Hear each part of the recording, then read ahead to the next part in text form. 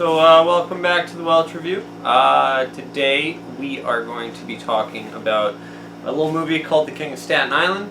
Steph, who's in this movie? So in this film we have Pete Davidson as Scott, Belle Powley as Kelsey, Ricky Velez as Oscar, Lou Wilson as Richie, Moises Arias as Igor, Marissa Tomei as Margie, who also Scott's mom, Maud Apatow as Claire, Bill Burr as Ray, and Steve Buscemi as a fireman named Papa. And this was written by Judd Apatow and Pete Davidson, and definitely based on his own experience, and we'll dive into that later. Yep. And it's directed by Judd Apatow. Yeah, so this movie kind of just a story about a kid with no direction in his life. He's really emotionally damaged, and it's about how he kind of gets his life together and figures out the kind of man that he wants to be, or the kind of person that he wants to be, and the stupid, crazy, sometimes semi-suicidal antics that he gets into throughout this journey.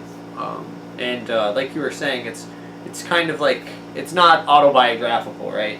But it does kind of mirror Pete Davidson's life. And I'm sure you've heard, Pete Davidson talked about his father died during 9/11, and in this movie, again, Scott, right, his character, his father's a fireman, and he died, I believe, in a hotel fire. And the challenges that his character faced, I'm sure he drew from his own experiences. In this movie, I feel was mismarketed, right? More as a comedy. When don't get me wrong, there are some funny elements, but they're few and far between. This is definitely more of a drama than anything. And Pete Davidson does an excellent job. He's a very smart young guy. And I think he has a lot of enormous talent to headline a movie that takes real life applications from his own life. It's not easy to put your story out there and then let alone relive some of that, trauma on a camera. But he really does a good job. It feels real, right? If I didn't think any of this was fake. It didn't seem fake to me. It seemed all the characters seemed pretty grounded. Yeah, characters that, I definitely agree with that. A lot of the characters kind of seem like assholes.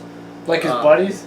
Well, like his buddies, like the character who ends up being his stepfather initially. Well, Bill Burr's character? Bill Burr's a huge asshole in this movie. Yeah, so I think in that way, it's probably kind of accurate to life, because not that everybody's an a-hole, but people are flawed. Yeah, people aren't perfect, especially when they come into new situations, and I don't think that this movie pulls any punches showing that its characters are flawed. Pete Davidson's character has trouble with commitment because of the loss of his father. He has no driving motivation in his life. He doesn't have a job for the first half of the film. When he does get a job, it's he's a busboy at 24 or 25, and there's no shame in busing. I used to bus, but it's not something that he wants to do. He's not pursuing anything with his life, and the girl that loves him, that he also loves. He's constantly pushing her away because he's afraid of dying and leaving somebody who he loves behind, and that is a major part of the film, basically straight up until the end, when he finally gets his shit together. But I guess a little bit of the plot. You wanna lead us off? Yeah. So essentially, the plot it opens most people, right? They're hanging out with their buddies, right? So Scott's chilling in a basement. No, it opens up with him trying to commit suicide. Oh, with the car, yeah. So so it opens in a very real, scary way where he's on the highway and he closes his eyes, and it opens him and it causes an accident, and he's saying, I'm sorry, because he drives and dashes, right? He drives off. and then like it cuts to him being in a basement with his buddies, which is relatable because everyone's had basement days hanging with their friends, Yeah. you know. And it's really just about him trying to get his ducks in a row, right? He's obviously, his family suffered a loss of his dad. His mom, I think, has shifted all her attention to him because his younger sister was too little to necessarily remember or, you know, have a lot of the repercussions that kind of trauma could bring onto somebody. So she's kind of grown up while he's kind of regressed. And so while she's going off to college, you know, she's kind of a second, like, parental figure. Like, she checks in on him, tries to make sure he's okay, in which case he also pushes her away. You know, she tells him, like, one of the things from the trailer, she says to him, you know, time's going by real fast. He's like, I know. Why do you think I smoke so much weed? And, like, like, it's funny, but, like, if time goes by real fast if you're not paying attention, you know, and a lot of this is trying to play catch up to what your potential is, to what you can be, and that's essentially what Scott's trying to do. So while sister's away from college, mom, Marissa Tomei, who's a nurse, meets this fireman because Scott decides it's a good idea to do the second worst thing you can do to a kid in the woods, which is tattoo them. He decides to tattoo this kid who's like, yeah, I want a tattoo. And then originally Bill Burr, the dad, is pissed off and is yelling, but I think he remembers who she is, right? Like, he acts like he doesn't know who she is, but like then he comes back when he finds out whose widow she is, Yeah. and then like asks her out. And then he tries to essentially from there like ingrain himself into her life, and all, you know, Scott then finds that a problem because she's not paying attention to him, and Bill Burr's trying to push Scott out, which is a total jerk move, and he really doesn't, like, I don't like Bill Burr at all. Like, I don't like him at all. Even in the end, I did not like him. Yeah. And this, of course, starts like this rivalry between the two, but also sets Scott on this path to self-discovery and realizing he can, you know, achieve what he wants to achieve, and he can heal, you know, maybe not everything, but at least it won't be such an open wound. Yeah, so one thing that I did forget to mention is that our main character wants to be a tattoo artist. That's the one thing that he does enjoy. And he displays that multiple times. One time he's tattooing a child. Yep. Eventually Bill Burr lets him practice tattooing on him because all of Scott's friends don't want him to tattoo them anymore because his work is inconsistent.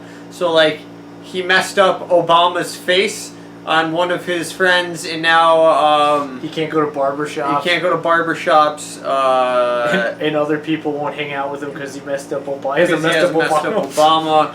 Only one of his friends lets him tattoo him, and it's obviously the weirdest friend that he has. Oh, Moises Arias. Yeah, who's played by Moises Arias, who I actually really enjoy as a character, or an actor, I should say. All of his roles are like weird and out there in quirky ways. Check out The Kings of Summer. He's great in that. It's a really good film. We'll have to review that. But so he wants to be this tattoo artist, and that eventually is how him and Bill Burr begin to bond. But anyways, overall, this film is a kid's adventure about figuring out who he wants to be and getting over the death of his father, or maybe not getting over it, but coming to terms, learning how to come to terms with it.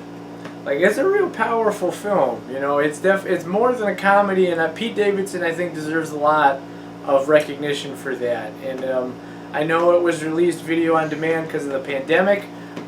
It's a shame it was not in theaters. I hope perhaps he ends up getting nominated, a Golden Globe, Academy Award. He really did a good job. I don't know. You think it's that good? I thought he did a really good job. I mean, I thought that it was a good film. I don't know if it's that good. I've seen worse things with it. That's probably true. And yeah, it's definitely a good film. Don't watch it if you're trying to laugh, because it's not that kind of movie. No, it's not. Yeah, just because he's a comedian doesn't mean that it's going to be funny. And there are some funny parts, but it's not a comedy. Exactly. Well said. Yeah. So, this has been the Welch Review, and we'll catch you next time. Yeah, check out The King's Summer. That's it. Yeah, we're going to review that one. There's a lot of King of Staten Island, King of Staten Oh, dang it. I All mixed right. it up. Check That's out okay. the Kings of Staten Island. and Kings of Summer. Yeah, both of them are good. Bye. Bye.